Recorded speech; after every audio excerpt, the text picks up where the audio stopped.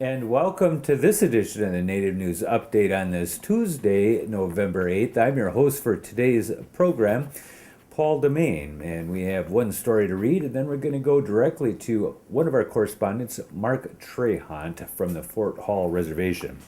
United States Steel Corporation moved a step closer to a $300 million expansion of its taconite mine and processing plant on the Iron Range town of Keewaydin when the Minnesota Pollution Control Agency's Citizens Board unanimously approved the project's water quality permits. Project supporters touted the 120 permanent jobs and 500 temporary construction jobs the expansion is expected to create, but environmentalists questioned whether the permits had enough teeth. Much of the discussion dealt with how U.S. Steel would make the Keetac operation comply with the state's water quality standards for protecting wild rice, which grows downstream from the plant. The last major regulatory hurdle U.S. Steel has left is the wetlands permit from the U.S. Army Corps of Engineers. If Pittsburgh-based U.S. Steel's board of directors gives final approval once all permits are secured, Keetac's capacity would increase by over 50% to 9.6 million tons of iron ore pellets per year. State law limits sulfate discharges into wild rice waters to no more than 10 milligrams per liter. Keetac does not currently treat its discharges for sulfates, and the MPCA Commissioner Paul DeMain acknowledged the state has never enforced the standard for any operation and said that more than 300 municipal wastewater treatment facilities statewide violate the standards as well. And now we go to Mark Trahant in Fort Hall, Idaho. Mark Trahant, let's talk a little bit about, well, first of all, thank you for joining with us on the Native News Update today at IndianCountryTV.com. Your latest column, it pays to vote. We're 1 year away, 1 year away from the big presidential election. Tell me what you mean by all of that, and let's come back to what's going on in Ohio today. Well, I thought to get ready for the election a year from this week, that I would write about how unfair our system is.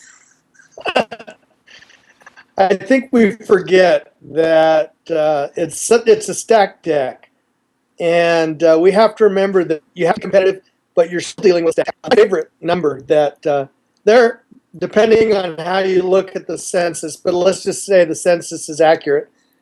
They claim there are about 5 million American Indians and Alaska Natives. 134,000 to the country, which also has land base, has a history, has zero. So I think that sort of inequity needs to be part of the discussion from time to time. Okay, give me the numbers again. You were speeding up a little bit. It's a little bit of a Skype thing, but give me the numbers a little bit slower. When you talk a little bit slower, it comes through. Give me those numbers again on the census. Census says there are 5 million American Indians and Alaska Natives. The state of Wyoming has 534,000 people. Yet the state of Wyoming has 2 United States senators, and of course, Indian country 0. Right. Is that the biggest disparity in the numbers per population? Oh no, California. California has 37 million people for 2 United States senators, to compare to 534,000 from Wyoming. Indeed. So, and this is probably never going to be changed in terms of how each state gets 2 senators. And I don't see how you're ever going to get a native delegation land base thing. So that's the unfairness? That's the unfairness, but I don't know that it ever will be changed. I mean, the rest of the world has gone away from these kind of systems. And what really I think is mind-boggling about the Senate in particular is not only are the numbers that skewed towards rural, small states, but on top of that, there's a supermajority requirement. You really need 60 votes to get anything done in the Senate. So you're taking a body that's already, by its face, anti-democratic, and making it even more so by requiring a supermajority, which can kill nominations and do all sorts of fun things. And Montana, no matter how depopulated it gets, or Wyoming or any of those states which have lost populations, they could get down to next to nothing, and maybe there'd be two people, but they'd have each be a senator for the state Correct. Correct. under the current law. Right. And it's no better in the House. I should mention, well, it is slightly better in the House, but in the House of Representatives, most of the congressional districts in this country are not competitive. They're designed every decade. We're doing that right now. And they're designed to favor either Democrats or Republicans. And so in most states, you're only talking about one or two seats, maybe a dozen at most, that are competitive. So really, I think it's important to note the limits of our democracy, which compared to the rest of the world are pretty great. And doesn't that safe district cause people to be either right or left rather than consensus building in the middle? Exactly. Exactly. I think that's part of the problem. What about this multiple vote option that Minnesota is working with on some of its elections, where you can cast a vote for your favorite candidate? If that doesn't get a 51% plurality, you can cast a second vote as a second choice, and if that achieves a majority vote, that person is the winner. Right. That's a very fair system. It's used throughout the world. It takes some education because people have to figure out who their second and third choices are. But once that occurs, it works pretty well. Okay. What's happening in Ohio today? There are some referendums and some elections there that a lot of people are watching because they think it may reflect on the politics of the right or left for the next going into the election.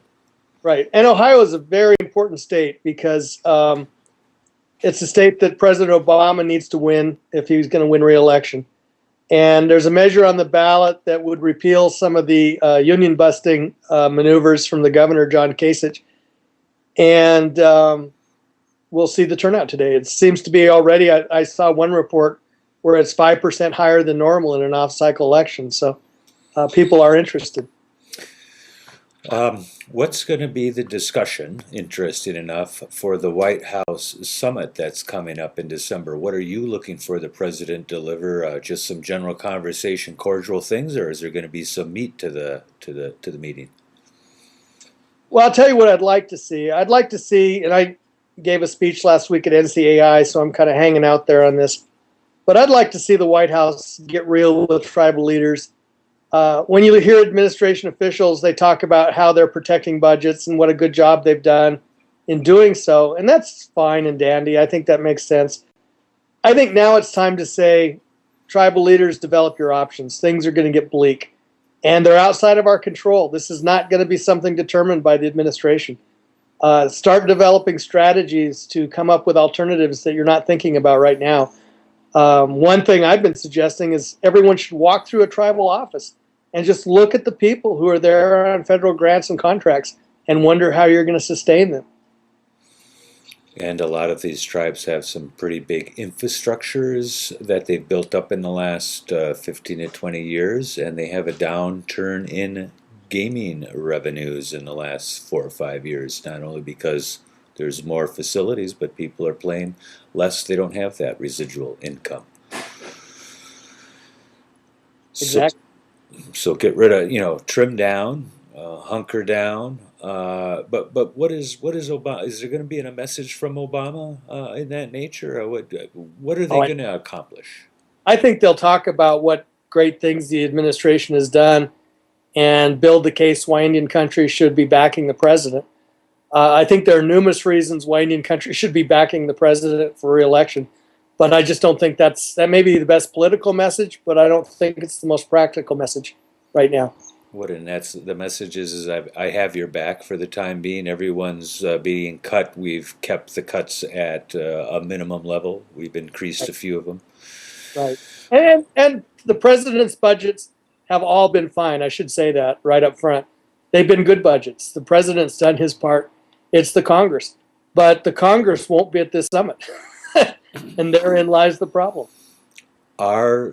Is there a capability for the Congress and Senate to be observers of this, be involved? As long as you have all these tribal people in town, doesn't it make sense to get out of that summit meeting with the president, walk across the street and knock on a few doors? Well, tribal leaders will do that, and they did a great job of that earlier this month. They've been lobbying the super committee like crazy. Tribal leaders have done what they can. The problem that I see is that so much of this is on automatic pilot. A lot of our growth patterns in terms of spending were on automatic pilot. And now that we get to the flip side of it, the cutting patterns are also going to be on automatic pilot, which makes lobbying a very different game because it's just going to happen automatically. And the super committee, have they heard the pleas from tribal leaders in government? They probably have, but they're not even close to an agreement at this point. There are 2 weeks left to go before they have to come up with their report, November 23rd. By pretty much all accounts, they're pretty far away from any kind of deal. One small opening that folks are hoping means something is that Republicans are now saying on the record that even though they don't want tax increases, they might be open to new revenue streams from closing loopholes. So maybe there's enough there for a deal. Got to find a pretty big loophole as far as I know. Yeah. Well, one of the issues is that the committee is charged by law with coming up with about 1.4 trillion worth of cuts, and now members of Congress are pushing for 4 trillion and hoping that the committee goes deeper than they need to. In order to get those kind of cuts, you really have to go deep into Social Security and Medicare, and there's no way Democrats will do that without real tax increases. It seems to me that there's some Republicans that have been there a while that aren't going to go there either without some fixes to the tax system. Right.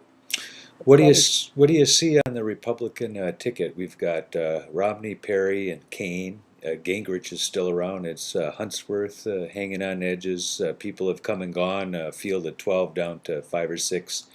Romney seems to be at the top. Kane seems to be at the top despite some of the personal revelations that are going on, and Perry doesn't seem to be going anywhere. What do you see developing out of there? There are no what I would call Native American candidates there, from what I can tell. People who are versed in tribal issues, either as a governor or a senator or something like that. What do you see? Governor Huntsman, which you mentioned earlier from Utah, would probably be the closest one. He did have a very strong Office of Native American Affairs. A guy named Forrest Kutch, who was fired by the next governor for probably being too strident. I think this is a real interesting field. It's gonna.